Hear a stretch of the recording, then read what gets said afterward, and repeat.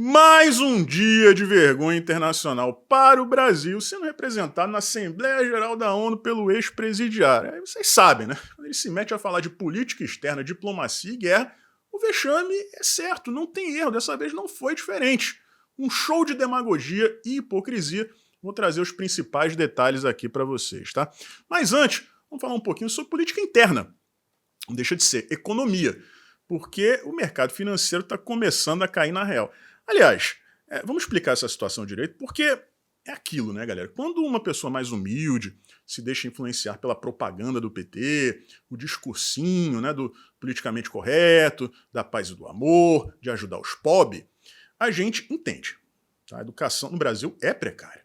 Agora, pessoas da Faria Lima, mercado financeiro, supostamente letradas, vão tentar nos convencer que acreditavam que um governo do PT, um governo socialista, seria melhor para o Brasil, para a economia do Brasil, do que o Paulo Guedes? É forçar muito a amizade, né? É o que eles queriam. Vantagens pessoais. Vantagens para o mercado financeiro. Né? E, pelo jeito, eles estão dando com os burros na água. Estão realmente percebendo o tamanho da bobagem que fizeram. De acordo com a Quest, que é um instituto de pesquisa que sempre dá os resultados mais bizarros possíveis, né, em favor da esquerda, a percepção da Faria Lima, né, do mercado financeiro, está piorando em relação ao governo. Para a Quest estar falando isso, das duas, uma. Ou a coisa é muito pior do que parece, ou então eles caíram dentro mesmo de vez no projeto Chuchu. Né? Eu até acredito que sejam as duas coisas juntas. Eu fico aqui imaginando, né, o que se passa na cabeça de um Faria Limer, né, que vai conversar com um conservador, alguém que votou no Bolsonaro, ele que fez o L, né, dizendo assim, poxa, sinceramente, eu tô muito chateado aqui com os rumos que o Brasil tá tomando. Dá vontade de dar um tapa no pé da orelha, né? Porra, pelo amor de Deus, vai falar isso pra mim? Vai falar isso pra outra pessoa, vai falar pra isso no espelho. Vocês querem um exemplo?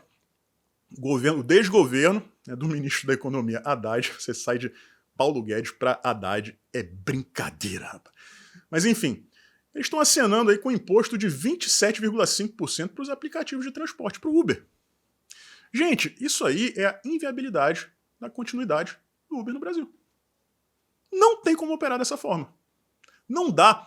Se você chegasse e conseguisse provar que isso seria melhor para os motoristas, para os entregadores, você ainda daria para argumentar, mas não tem como, pessoal.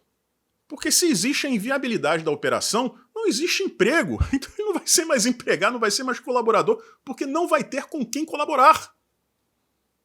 O discurso é sempre o mesmo, né? Diminuir a margem de lucro dos ricos, né? da empresa e ajudar o trabalhador. Não é assim que funciona. A relação de trabalho moderna no mundo inteiro, no primeiro mundo, em democracias desenvolvidas, não funciona assim há muito tempo. Há muito e muito tempo. Um dos pilares do conservadorismo é o realismo. Tá? Recomendo fortemente que vocês pesquisem a respeito. E quando você fala em realismo, você fala sobre possibilidades. É possível fazer isso? Isso é crível. Se isso não for crível, não vai fazer. Mas a esquerda não acredita nesse tipo de coisa. A esquerda é surrealista. Ela vende sonhos, né, e entrega prejuízo. É exatamente isso que vai acontecer, pessoal. Chegamos então ao nosso tema principal de hoje. Estão percebendo, né? Desde ontem estou fazendo 2 vídeos por dia. Dá uma checada na sua inscrição. Esse aqui é o canal principal que foi reativado. Tá? Muita gente está assistindo aos vídeos e não sabe que está nesse canal. Está pensando que é no canal que agora é de cortes, né? Aquele que eu tive que criar depois de tomar um bloco, né? Vocês sabem de quem? Mas, enfim, estamos de volta com esse canal. Deus queira que, né, não haja mais nenhum tipo de interrupção aí na nossa liberdade de expressão. Né? Seguinte, pessoal, vamos falar aqui a respeito do Lula na Assembleia Geral da ONU. Aquele discurso de sempre. A gente tem que combater a pobreza. Vamos começar por essa parte, porque me incomoda muito. Você vê uma pessoa que viaja para fora o tempo inteiro, fica em hotéis de luxo, né, são contas milionárias que o contribuinte tem que pagar toda vez que o Lula sai do país, o Lula e a esbanja. O cara quer comprar um avião de R$500 bilhão, são 20 bilhões de reais em emendas para os parlamentares.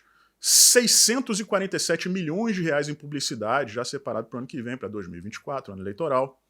Na hora de dar dinheiro, como eu falei hoje pela manhã, dar dinheiro para o povo do Rio Grande do Sul, depois daquele desastre, é empréstimo. Agora, para comprar avião, não é empréstimo. Para pagar a publicidade do próprio governo, não é empréstimo. Esse é o presidente que quer diminuir diferenças, que vive no luxo, dessa forma, que prejudica empresas aqui no Brasil, vai causar desemprego à torto e à direita. Que tipo de diferença? Como esse cara quer diminuir a diferença? É um discurso completamente descolado da realidade que ele próprio vive. Então, assim, é uma demagogia, né, que dá nojo, dá ânsia de vômito, né, uma coisa podre, né, saindo daquela boca. Assim, eu falei, gente, como? Ainda tem gente que acredita nesse, sei lá, nesse ser decrépito aí, que tá falando, infelizmente, nos representando. Toda vez que ele falava em alguma coisa, né, terminava uma daquelas frases de efeito que ele adora fazer, aí tem o pessoal lá, os cupinchas dele, né, das republiquetas aí, que batem palma, né? Agora, o Zelensky, por exemplo, estava lá de cara fechada o tempo inteiro. Toda vez que o Lula falava, ele estava lá, né, olhando pro celular. O Joe Biden, por sua vez, demonstrou alinhamento com o Lula. E existe um motivo para isso, tá, pessoal?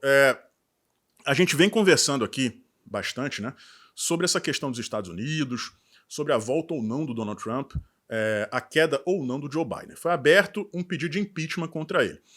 Os republicanos têm maioria na Casa dos Representantes, que é equivalente à Câmara dos Deputados, mas não tem a maioria no Senado, tem que passar pelas duas casas.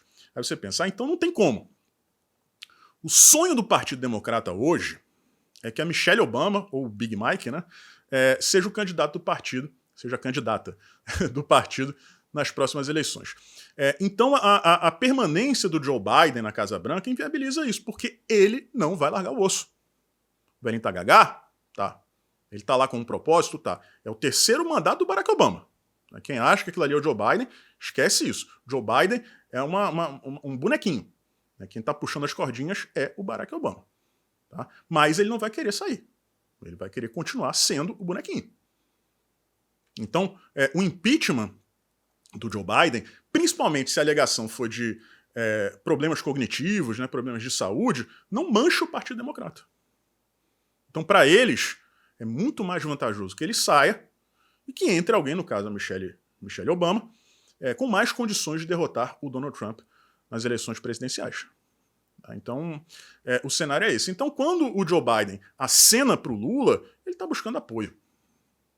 Uma busca desesperada por apoio. Né?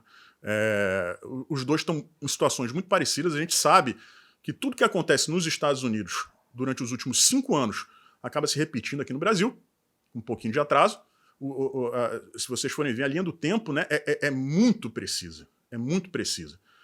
Então, se abrir um processo de impeachment contra ele agora, justamente pela necessidade de outra pessoa concorrer representando aquele grupo político, isso é muito possível que aconteça aqui no Brasil. Então, de repente, estão os dois ali dando as mãos para evitar esse desastre, né, para os velhinhos senis, né, das Américas.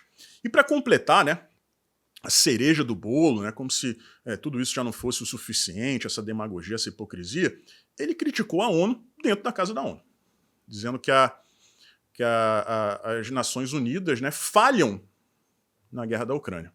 Talvez tenha sido isso, provavelmente foi isso que deixou o Zelensky mais pé da vida ainda. Né, porque tanto a ONU quanto a OTAN, né, os Estados Unidos, né, o que eles estão tentando fazer é justamente fornecer, né, capital bélico para a Ucrânia para que ela consiga resistir à invasão da Rússia. Né? E quando o Lula diz que a ONU está falhando, a única explicação plausível, ele já falou isso anteriormente, né? Então é razoável que você suponha que ele está repetindo o que ele já falou num passado recente, é que parem de dar dinheiro para a Ucrânia e a Ucrânia passivamente aceite que o Putin vá lá, invada e tome os territórios que ele quer tomar. Só que é aquilo, né? Não tem ombro, pessoal. Se acontece isso agora, daqui a um tempo, daqui a alguns anos, Putin vai invadir de novo, vai pegar mais um pedaço e por aí vai. Já foi assim com a Crimeia, seria agora com mais 2 territórios, é isso que ele está querendo. E depois, o próximo passo é o país inteiro. Então, o cara tá lá dentro da ONU fazendo discurso contra a casa, acusando de ser incompetente na resolução de uma guerra. A proposta de paz do Lula é aceitar que o invasor vença. Porque ele está lá, né, pendurado nas bolas do Xi Jinping e do Vladimir Putin. Se fosse o Bolsonaro falando isso, seria um escândalo de proporções incalculáveis, apoiando a invasão de um ditador. Agora, como é o Lula, a imprensa fala com a maior naturalidade do mundo. Se bobear, vai elogiar, né, a diplomacia do ex-presidiário. Como eu falei no primeiro vídeo de hoje, Lula está perdendo muito poder aqui no Brasil, está dando muita atenção ao que acontece lá fora e está perdendo terreno aqui dentro para o Centrão. Algumas pessoas me perguntaram, Ed, você acha que isso é uma parceria do Centrão com o Lula? Não, pessoal, os dois querem dinheiro, os dois querem grana. Né? Agora, é inegável que o Arthur Lira está avançando o governo adentro. E quanto mais ministério, mais estatal você tem, mais poder você tem. Isso aí não tem como. Não adianta você chegar e achar, você está dando isso aqui pro Arthur Lira, então a partir de agora ele vai ceder mais. É a mesma coisa, a mesma lógica do Putin. O Arthur Lira está fazendo no governo Lula o que o Putin faz no território da Ucrânia. Está entrando, está vendo que está dando certo, ele não vai largar o osso, vai querer cada vez mais. Cada vez mais. Então, o Lula está tendo aí a estratégia que ele propõe para a Ucrânia, está sendo usada contra ele é tão burro que não percebe. Né? Podem aguardar que nas próximas votações de pautas caras à esquerda, o Arthur Lira não vai fazer corpo mole, vai pedir mais e mais e mais, porque o Centrão gosta de dinheiro e nunca está satisfeito. Tá? Então é isso, galera. Vamos lá, amanhã a gente volta com 2 vídeos. Um forte abraço, a gente se vê por aí.